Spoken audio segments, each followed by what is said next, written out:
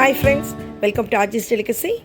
என்னுடைய ஃப்ரெண்ட் ஸ்வேதா ஒரு மஷ்ரூம் மசாலா காஷ்மீரி ஸ்டைலில் ஷேர் பண்ணியிருந்தாங்க. அதை நான் ட்ரை பண்ணி பார்த்தேன். ரொம்ப டேஸ்டியாக இருந்தது, கொஞ்சம் டிஃப்ரெண்ட்டாக இருந்துச்சு. ஸோ அதை தான் நான் உங்களோட ஷேர் பண்ணிக்கிறேன். இப்போ இதில் பார்த்திங்கன்னா ஒரு 2-3 ஸ்டெப்பாக நம்ம ப்ரெப் பண்ண வேண்டியதாக இருக்குது. அது தனித்தனியாக நான் உங்களுக்கு அந்த இன்க்ரீடியன்ட்ஸ் கொடுத்துருக்கேன் பாருங்கள். ஃபஸ்ட் ஒரு பேனில் ஆயில் எடுத்திருக்கோம். இவங்க திக்னஸ்க்கு என்ன யூஸ் பண்ண சொல்கிறாங்கன்னா கடலை மாவு, ஒரு 2 ஸ்பூன் அளவு கடலை மாவு, அதோடு காஷ்மீரி ரெட் சில்லி பவுடர் நல்லா அந்த ஆயிலில் ஃப்ரை பண்ணலாம். ஆக்சுவலி கீ இல்லை பட்டரில் போட்டால் இன்னும் கூட ஃப்ளேவர் நல்லாயிருக்கும். பட் நான் ஆயிலில் தான் பண்ணேங்க. ஸோ அது சிம்லேயே வச்சு தீஞ்சு போகாமல் நம்ம அதை ஃப்ரை பண்ணிட்டோம். இந்த பக்கம் தனியாக பார்த்திங்கன்னா மஷ்ரூம் ரெடி பண்ண போகிறோம். கர்ட் எடுத்துகிட்டு அதில் இந்த கட் பண்ண காளான் போடுறோம். மஞ்சள் தூள், கொஞ்சம் மல்லித்தூள், உப்பு, அதோடு கூட கசூரி மேத்தி, இவ்வளோ தாங்க இதில் போட போகிறோம். நல்லா க்ரஷ் பண்ணி போட்டேன் பாருங்கள். இது நல்லா மிக்ஸ் பண்ணுறோம். நல்லா ஊறணும். அந்த தயிர் புளிப்பு அந்த மஷ்ரூம்குள்ளே ஏறணும். அப்போ தான் அந்த டேஸ்ட் சூப்பராக இருக்குங்க. நல்லா பாருங்கள், மிக்ஸ் பண்ணிட்டேன். இது கொஞ்சம் நேரம் அப்படியே ஊற விட்டுடலாம். நம்ம தண்ணி விட்டுக்கும் ஆக்சுவலி. இது அதுக்குள்ளே என்ன பண்ணுறோன்னா தக்காளி அதோட முந்திரி போட்டு நம்ம அரைச்சி வச்சிடுறோம். இந்த ஆல்ரெடி வதக்கணும் இல்லைங்களா, கடல மாவு, மிளகாத்தூள் அண்ட் எண்ணெய், அதையும் நல்லா ஃப்ரை பண்ணியிருக்கோம். இப்போ இதுக்குள்ளே பாருங்கள், இதுவும் ஊறிடுச்சு. இந்த ஊறின மஷ்ரூமை அதில் ஆட் பண்ணுறோம். அந்த கடலை மாவு கலவையில் இந்த ஊறின மஷ்ரூமை ஆட் பண்ணுறோம்.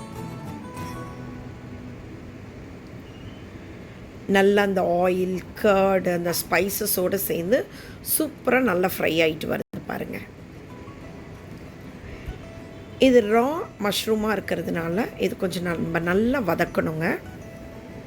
இந்த மசாலாலேயே நல்லா வேகணும். சிம்லேயே வச்சுட்டு நம்ம நல்லா வதக்கலாம். ஏன்னா அதில் கொஞ்சம் தண்ணி விடும்.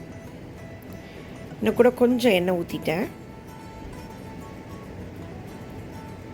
அப்படியே கலரே மாறி வருது பாருங்கள், நல்லா திக்காகுது. இதை அடுப்பை ஆஃப் பண்ணிட்டேன்.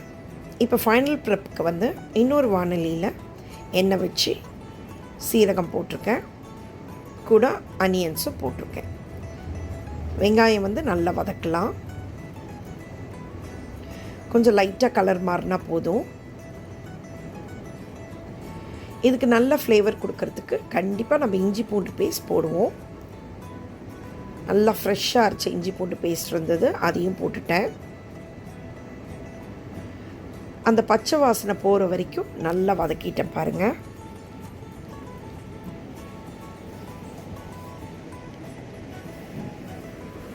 ஓரளவு கலர் மாறிட்டே வருது.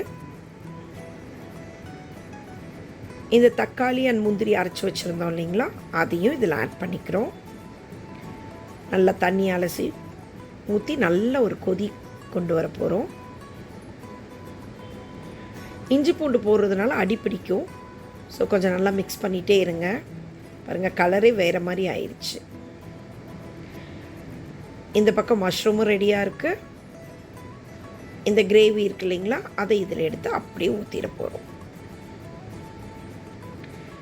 பாருங்கள், சூப்பர் கலராக, எந்த க்ரீம், மில்க், தேங்காய் எந்த திக்னஸும் இல்லாமல் அந்த கடலை மாவு போட்டோம் இல்லைங்களா, அதுவே நல்ல திக்னஸ் கொடுத்துருச்சு. ரொம்ப சாஃப்டாக சூப்பர் டேஸ்டியாக நல்ல ஒரு டிஷ் கிடச்சிதுங்க. இது ரோட்டி, சப்பாத்தி, பூரி, ரைஸ், ஜீரா புலாவ் எல்லாத்துக்குமே யூஸ் பண்ணலாங்க. நீங்கள் இதை ட்ரை பண்ணிவிட்டு எப்படி பிடிச்சதுன்னு எனக்கு சொல்லுங்கள். பாய்.